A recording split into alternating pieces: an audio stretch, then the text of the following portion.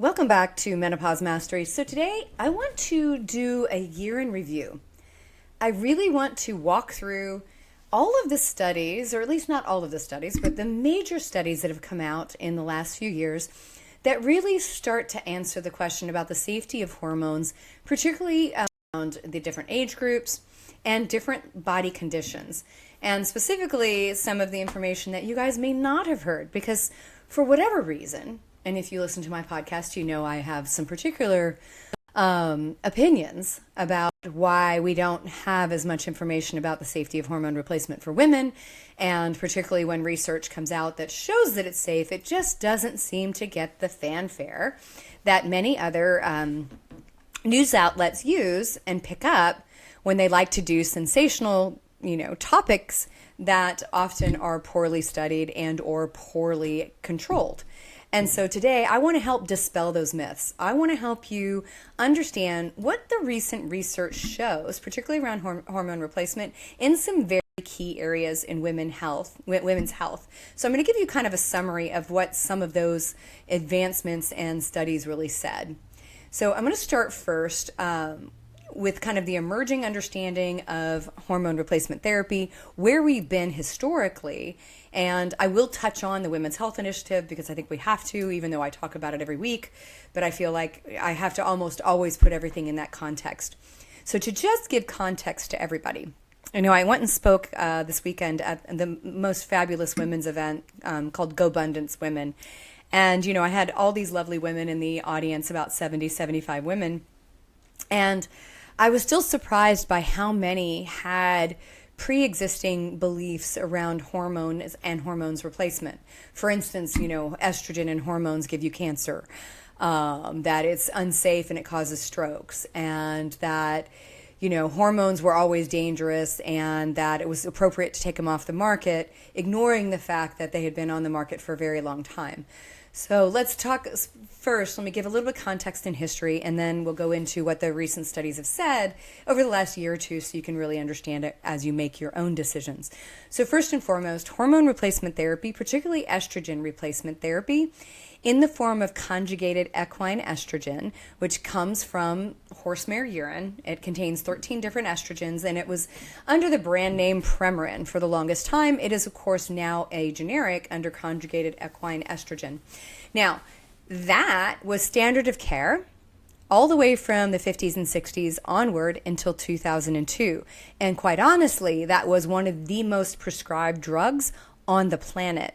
And depending on the country you looked at, as far as standard of care, the majority of women, anywhere between 40 and 80% of women, depending on the country you looked at, were given hormone replacement as a treatment for the menopause transition up until 2002. And that was when the Women's Health Study was initially released to the media before peer review, and it had significant bias. And so anybody that hasn't heard me before, this was the largest women's health study that was going to analyze one particular area, and that was, does hormone replacement reduce the risk of stroke and heart attack? Specifically, that's all it was designed. So that's important point number one. You got to know that when you create a study, the only really, really valid data you have is what were you studying, right? That's the closest you're going to get. And then bias can come in there and mess it up.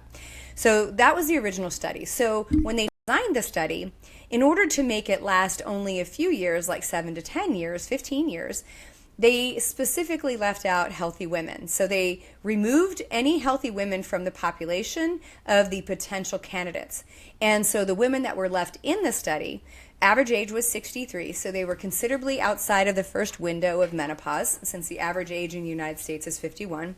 Number two, these women already had pre-existing cardiovascular and metabolic disease, hypertension, high blood pressure, high cholesterol, high triglycerides, metabolic syndrome, obesity. Many were smokers.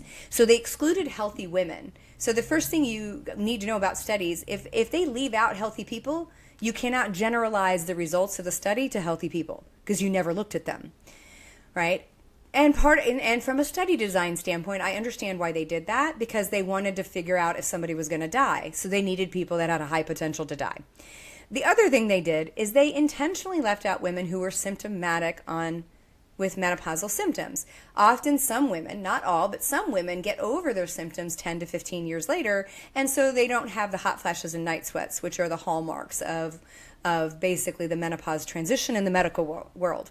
So the other thing is the creators of the study really had this previous bias that they were carrying into the study, and they wanted to get rid of, and I quote, the runaway train of hormone replacement for women. Despite the fact that this was considered, something that all men deserve if their testosterone is low, they felt like women did not need hormone replacement, even though it had been done for decades. And so that was the bias. And essentially they stopped the study because one arm of the study that was taking Prem-Pro, which was the Premarin conjugated equine estrogen, and a synthetic progestin that is known to have clotting risk, in the women that were taking that, a small percentage, but it was statistically significant, showed increased risk for stroke risk. So they stopped the study. And then they started mining for data. So as a researcher, I can tell you that anytime you start digging in old data to extrapolate new answers, you have to take that with some major caution, because those are confounding variables and other variables that you were not controlling for. So if I go looking in this same population database to figure out, did they have gallbladder issues or did they have, memory issues, right? They didn't test for that, but you just use it as an example. If I go looking for that in that data, but they didn't control for it, you've got a lot of other confounding things, other issues that may change the outcome of the study because it wasn't designed to do so. But that's a huge part of research today. People go mining for data because it's expensive. And if you got pre-existing data, you can sort of extrapolate those answers. And I've used that exact same method to study things, but I control for it, right? So they went and mined for other data. And so they started putting out information about other statistics. The other major statistic that they sent to the media and they allowed to get extrapolated out across the planet was erroneous data. In all women, if you are menopausal and after, you have a 4 in 1,000 chance to have breast cancer. Period. End of sentence. Doesn't matter what you do, right? 4 women out of 1,000 are estimated to have cancer. In this particular group, when they did the statistical analysis, that number went to 5 in 1,000. So that is not statistically significant. It shouldn't have even been mentioned because it was complete bullshit. But what they did instead is they said, oh my God, it was a 25% increase in breast cancer risk. A 4 to a 5 is a 25% increase, but it is not relevant when you are looking at 1,000 people. It is if you're looking at 10, but it's not when you're looking at 1,000. And that's where the wives' tale, the dogma, the lie that estrogen causes cancer, particularly breast cancer, started.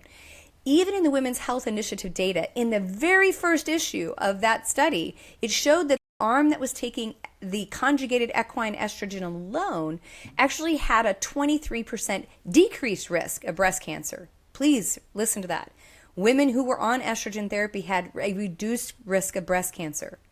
So the boomers should be mad because they have been robbed over the last 20 years of hormone replacement because of erroneous study design and flat out lies.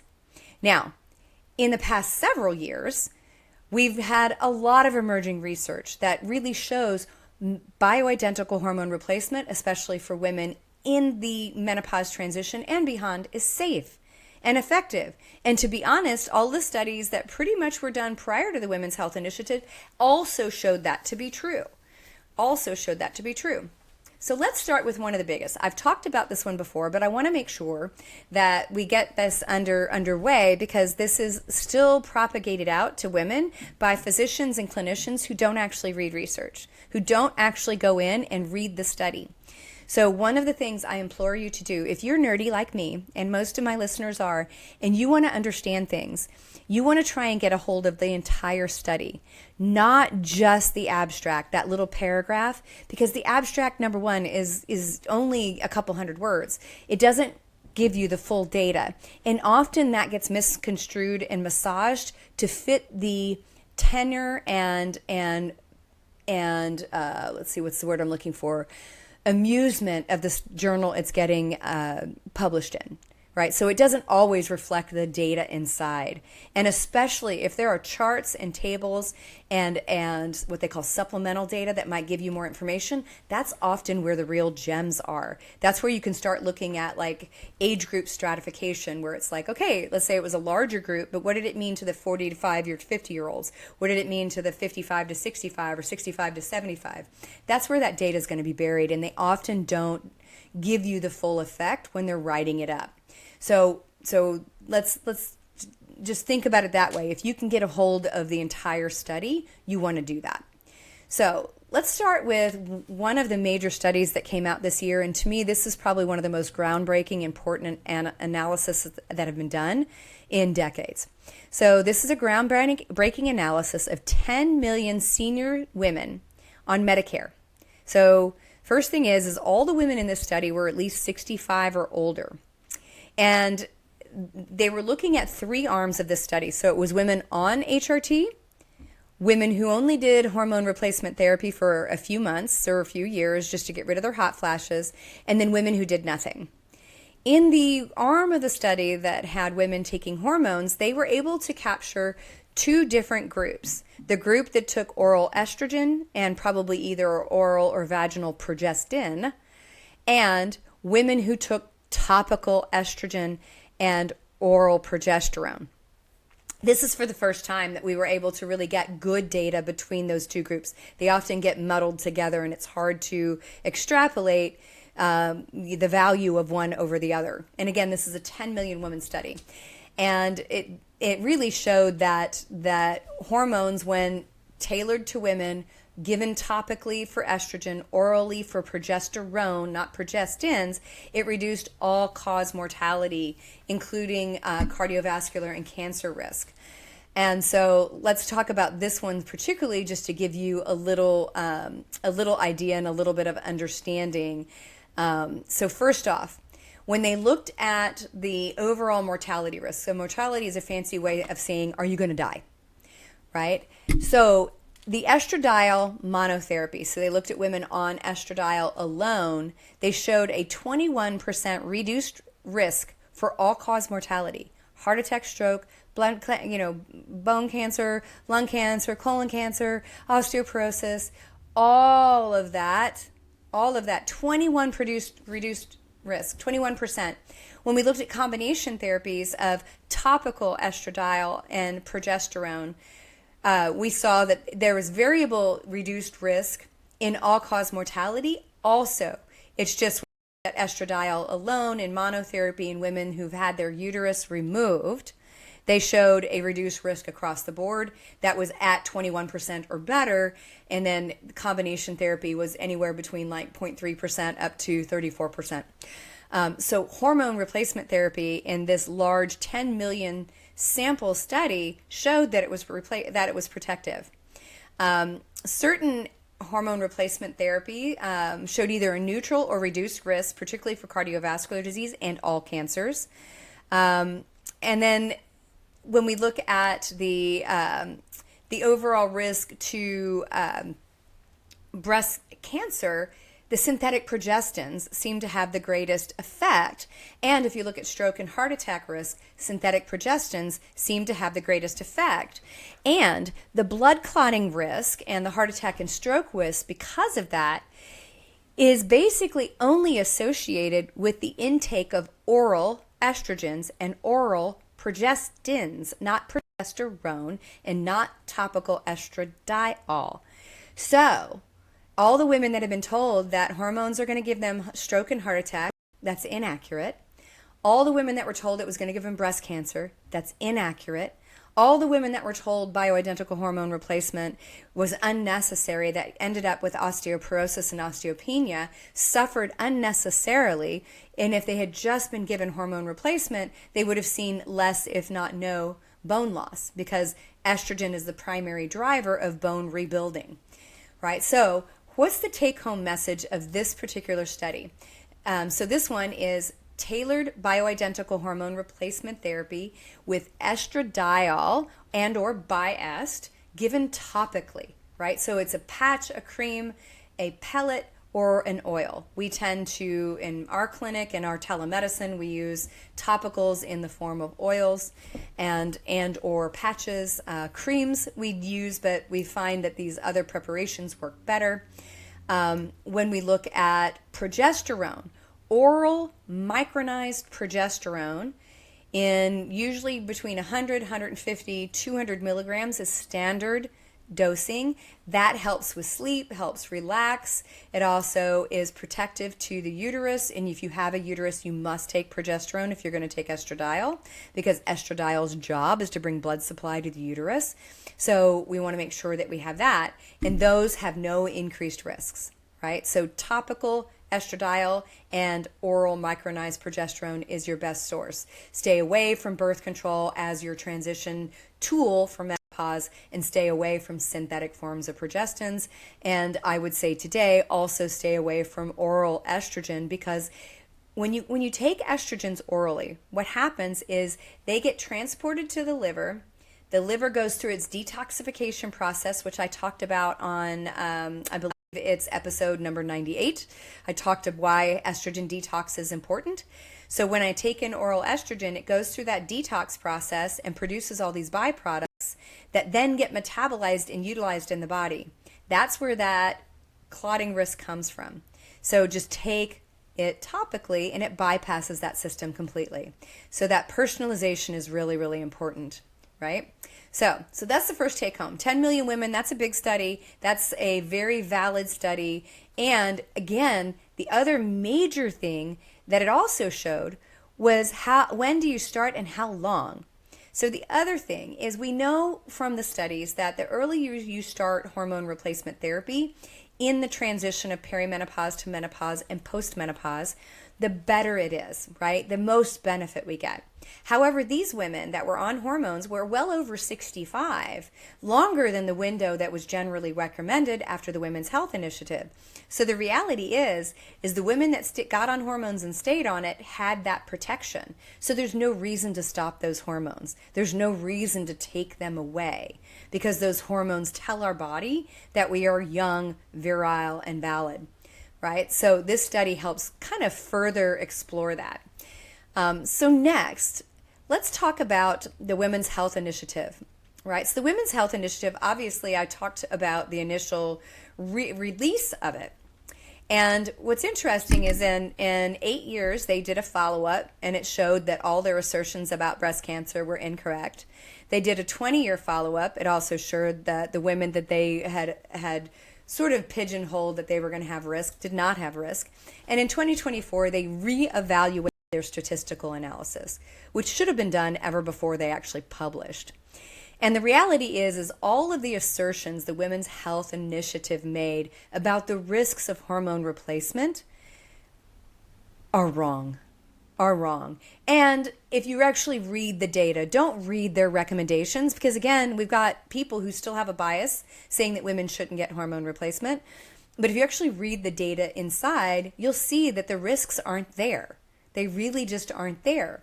And so that re-release never got the fanfare that it should have, never got really talked about in a way that's meaningful. So here's the take-home message on the reassessment that came out of 2024. The initial concerns and risks that were propagated about breast cancer and cardiovascular disease and stroke were overstated by the 2002 study.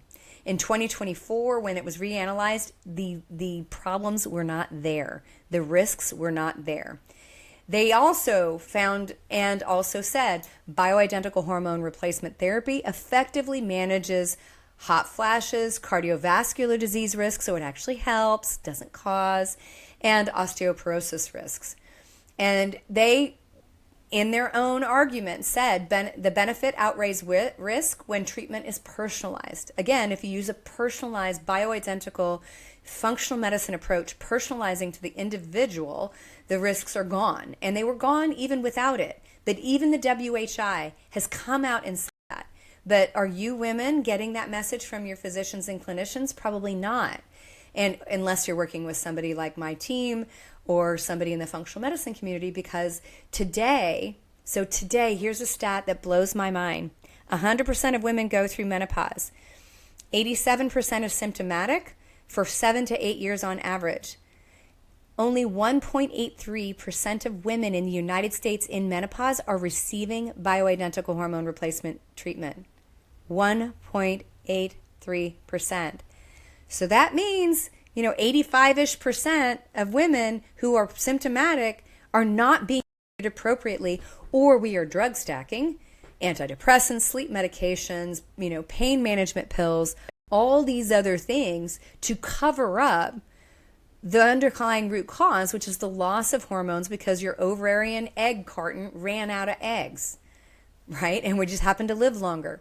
So the WHI, every assertion they made about heart attack risk and cardiovascular risk and breast cancer has been found to be inaccurate, and it is perfectly protective. All right, so let's talk about another major study. So one of the other major studies that came out, it was by Dr. Rhonda Wright, and it was the musculoskeletal syndrome of menopause, right? The musculoskeletal syndrome of menopause. So musculoskeletal disorders like osteoporosis, osteopenia, frozen shoulder, joint pain, arthritis, was studied, and what they found was quite interesting. So essentially, most women have no idea that when they go through perimenopause and menopause, they start to experience things like frozen shoulder, hip and joint pain, back pain, knee pain. And they go to their doctors, and their doctors say, hey, this is just, getting older. No, it's actually the loss of estrogen. And there's a couple reasons why. So estrogen, number one, helps stimulate collagen production. So we lose 30% of our collagen just by going through menopause. So that means that your collagen that makes up your ligaments, tendons, joints, that make the cartilage, that buffer those things, all diminishes. It also reduces our mucus production and lubrication everywhere. As you very well know, the world becomes a Sahara down there, right? But the other joints, the sacs around the joints contain lubrication to keep the joint lubricated, just like you would put lubrication on your brakes to help your brakes work properly. So when we go through menopause, that lubrication in every part of the body reduces. Add to that the loss of bone mass through the development of osteoporosis and osteopenia because estrogen is no longer there to stimulate bone growth, and also loss of muscle mass because of the loss of hormones will make everything worse because you lose muscle mass, then you lose bone mass. We have the risk of becoming what they call sarcopenic, which is basically too little muscle mass on a frame. So you could be thin and sarcopenic, right? So you could be what we call a thin fat. You may be smaller in size, but your muscle mass is too low for your size. Or you can also be overweight and sarcopenic, which means you've got a lot of body fat but not a lot of muscle, right? So that is one of your biggest risks for all-cause mortality. So loss of muscle mass and frailty kills us. And it is the one thing, the more muscle mass you have, the better your longevity, right? So when we look at the musculoskeletal syndrome of menopause, we see all of those things at play: loss of muscle mass, loss of bone, loss of lubrication, loss of collagen production, increasing in inflammation, which also causes arthritic conditions. And it is 100% directly related to the loss of our hormones, and women experience this at different rates than men because of that. So what did hormone replacement therapy actually show? Bioidentical hormone replacement therapy should be first-line therapy for the risk for osteoporosis and osteopenia. And absolutely, in the research, just replacing bioidentical hormones in a woman with osteoporosis will improve bone mineral density by 7%. If you add weight training, especially with some substantial weight, that has been shown in studies to improve it by another 3% at least. That is a 10% increase in bone mass without having to do bone drugs that have a lot of side effects that also don't perform as well. The other thing is hormone replacement therapy gives you strong bones that can take tensile strength. They're strong. They're not just dense.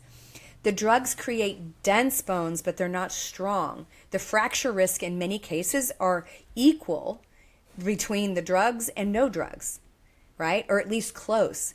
And I like to think of it as, your DEXA scan, your bone density scan, looks through the bone. And all it can tell is what the surface level density is. There's other devices like the Reams device, and then a DEXA with a TBS, which is called a trabecular bone score, can give you a little more understanding of what's the total strength of that bone, and particularly the interior and the structure of the bone. Not just does it look dense, but can it actually kind of twist and bend without breaking, which is really important. So I like to kind of explain it as one of two ways. So I can have a cup that's ceramic, or I can have a cup that is porcelain. A ceramic cup is stronger than a porcelain cup. When I put them under a DEXA, they're going to look quite similar, right? Because they're going to X-ray the same, because the exterior has the same sort of look to it. But the ceramic can take a drop better than porcelain. When you put hormones back in the body, you get a ceramic cup. When you add bone restoration drugs or anti-reabsorptive drugs like your Fosamaxes and bisphosphonates or your anabolic drugs, what you get is a porcelain cup. It looks good on DEXAs, but it may not be high quality, and it really doesn't make the fracture risk that much better, right? So the take-home message is Dr. Wright's research showed that there is a musculoskeletal component to menopause, and that it is absolutely 100% tied to menopause. And that when we do hormone replacement therapy, we actually see an improvement in all of those sort of risk factors. Now, one of the other there's really two studies that came out of this group that I think are really, really important. Is Dr. Lisa Mosconi's group out of the Weill Center at Cornell. And this is a women's dementia and Alzheimer's research center that uses imaging and medicine to assess and treat dementia for women. So Dr. Mosconi's work really looked and emphasized the neuroprotective role of estrogen. And it really suggests that bioidentical hormone replacement therapy, especially if we can initiate it early in that menopause transition or relatively early, can reduce dementia risk. So let's go into what the first study showed. So the first study, it was a systematic review and a meta-analysis of all of the studies leading up to the day they started looking at it. And so basically they included 6 million women, 6 million records, 6 million studies. And they just wanted to come up with a consensus document to say what was the dementia risk for women that were on hormone replacement or not. In that study, when they assessed all of the records, that also included the Women's Health Initiative data, right? So it included that data because they were looking at historic data. They found that women that were on bioidentical hormone replacement therapy and or hormone replacement therapy that might have been synthetic showed an increase showed a decreased risk for dementia and Alzheimer's by 34%. So let that sit with you for a second. If somebody told you that we could give you this one thing and it reduced your risk for Alzheimer's and dementia over your lifetime by 34%, don't you think you would do it? Don't you think you would do it? So essentially their consensus was hormone replacement therapy protects the brain. And especially if we can start it earlier, we get better protection. And the reason why is estrogen in particular is protective to the blood vessels and protective to the brain itself. And it actually helps the brain restore volume and keep volume. And when you lose it and you haven't had it for 10 to 15 years, we have some loss that may have occurred during that time period. Not to say that you couldn't restore function, but it's got a little bit of diminishing returns because the brain has aged and also sort of remapped its pathways. So Mosconi's group really came to this answer of hormone replacement therapy is protective against dementia, which I know this is the fear most women have, right? If it's not, anything else, they all say, please don't let me get dementia. That's what I don't want. So it's neuroprotective and reduces risk. Now, Mosconi's group also did a really cool study this year that I think is important because we always believed in the medical community that when you went through menopause, and we had no research to show this. So Mosconi's group actually had to create a tracer to do this. So they had to create something just to visualize it. So we always thought that when a woman went through menopause, the receptors, so think of them as the kind of the keyhole in the brain for the hormone estrogen to click into and turn on, that when you went through menopause, that those keyholes, those receptors died off. That's what we believed. Did we have research to show that? Hell no. Did we have any way to test that? Hell no. We didn't know. We just made that up, and then we kept propagating it across science. Well, Lisa's group went out and created a tracer, kind of like if anybody's had a biopsy and they do that on your breast, they put a little tiny tracer so they can track what's going on. So they had images of women that were, in their 30s, in their 40s, and postmenopausal, the same women. And in some of those women, they did these scans and they were able to pick up the tracer receptor for estrogen, right? Tracer receptor for estrogen. And for the first time ever, they showed that as someone goes through menopause, the number of receptors for estrogen actually rapidly increases in the brain, not decreases. So it's not like they dry up and fall off. They actually make more receptors because estrogen is so important to the brain. Well, Mosconi's group had already shown in previous studies that as we go through menopause, the brain shrinks in volume, so it gets smaller, and it remaps its neural pathways. So think of those as superhighways that head to different parts of the brain. The parts that go to the frontal lobe, the cognitive part, the critical thinking part, those roadways pull away. And then they go back to the creative centers of the brain. So the menopause-related brain fog is totally real. Is completely real. And it's because the brain is remodeling itself. And to some degree, they see when somebody's in their 60s and 70s, it seems like that remodeling process is done, and much of what was seen kind of changes, but the brain is mapped differently now, right? So when they did this study and they found that the receptors increased, that has now changed our entire medical paradigm to help us understand that estrogen is actually vital to these cells in the body. And in many cases, particularly in the brain, when we start to lose those estrogen levels, your body produces a ton more receptors to get what little is circulating.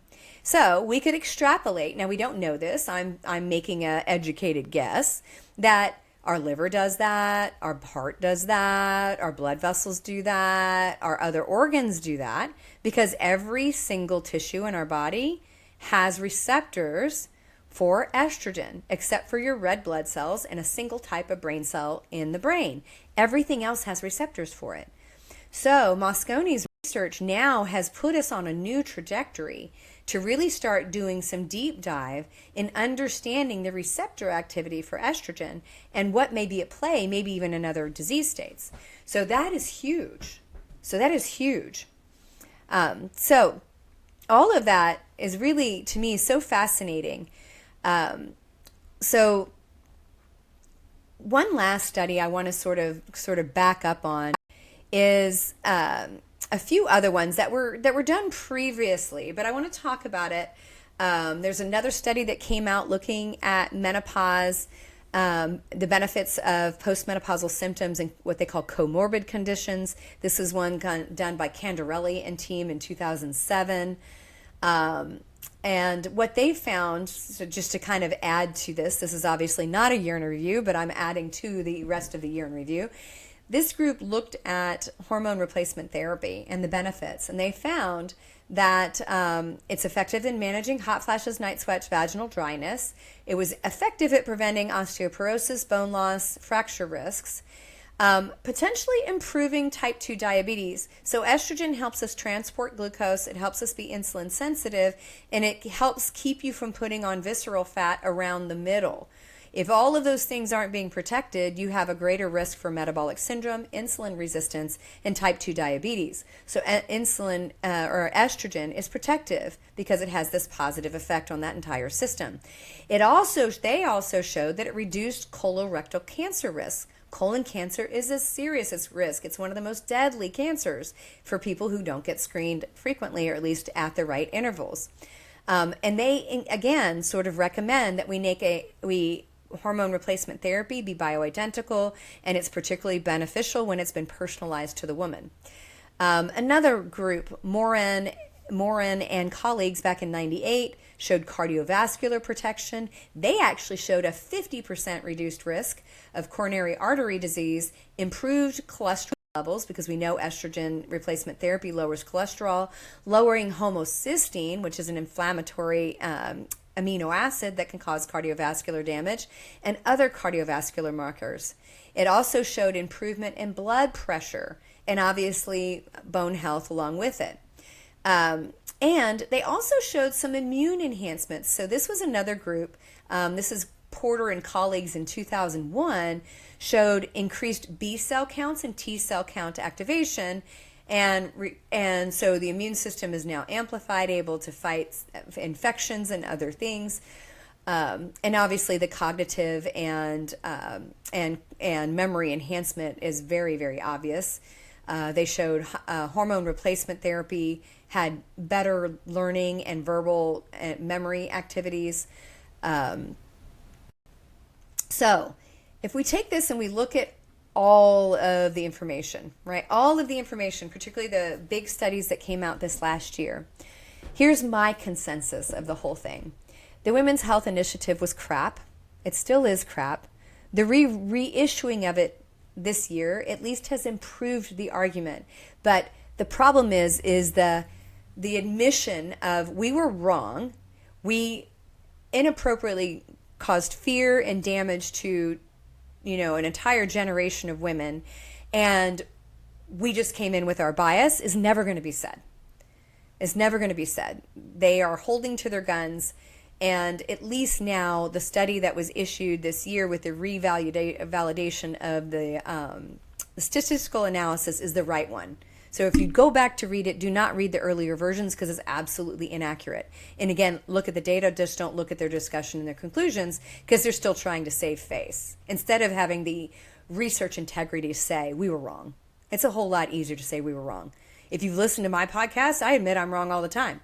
I'm like, hey, I used to tell you to eat small amounts of protein all day. I don't do that anymore. Hey, guess what? I used to not think that cholesterol was a problem. Now I do, based on new research coming out of Tom Dayspring's arena. So researchers, if they have integrity, admit when they're wrong. And I'm sorry, if I meet them, I will tell them I think that they lack integrity. So the Women's Health Initiative, look at the 2024 version if you're looking at it. The 10 million women study shows that hormone replacement therapy is protective in all-cause mortality, particularly estrogen itself. But if you have a uterus, you need progesterone to protect the uterine lining because estrogen's job is to bring blood supply to the uterine lining, so you need to manage that. Progesterone has its whole other supportive structure, like improving GABA, which is anti-anxiety, helping with sleep. Progesterone to me is really, really important. Testosterone I would throw into that mix. It wasn't part of the conversation today because we don't have as many studies on women, although it helps with sexual dysfunction, brain, mood, and also bone and muscle. The other thing is we also have other symptoms to menopause that are not just hot flashes, night sweats, and vaginal dryness. It can be heart palpitations, cardiovascular memory issues, insomnia, mood, anxiety, depression, joint pain, frozen shoulder, GERD-like symptoms, fatigue. All of those are also concerning. And we now have good data coming out of Dr. Wright's office that shows us that menopause is absolutely a driver of joint pain and other musculoskeletal concerns. And then at the very minimum, we've got Mosconi's group that has done the world a massive amount of favor in showing what's different about a woman's brain compared to a man's brain. Because again, until her group, most people looked at a man's brain and just assumed we were the same. And I can tell you, they don't look any bit alike. Not electrically, not cognitively, not anything. And so they have the best repository of women's health data around brain imaging. And they showed that hormone replacement therapy is protective against dementia by 34%, regardless of the administration. And that when we go through menopause, the body is actually trying very desperately to capture estrogen. And that it really is the opposite. The body is trying to make more receptors for it, not less. So how do you take this home? What's your take-home message? If you've been on the fence about hormone replacement therapy, I'm not saying every woman needs to be on hormone replacement therapy. Because I have some women that, after they've tried it or, whatever, it just didn't seem to be for them. I'm like, cool, it's not. Let's make sure you're as healthy as possible. Let's optimize everything else. And we don't have to do hormones.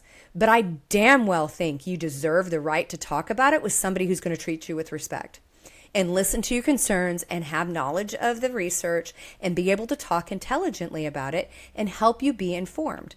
I also believe that you have the right to ask for lab testing and other testing to see what your levels are before you start and to see what your levels are while you're on it and how you metabolize it, because that way you also have therapeutic levels. I'll give you a real quick story as to why I'm so adamant about this.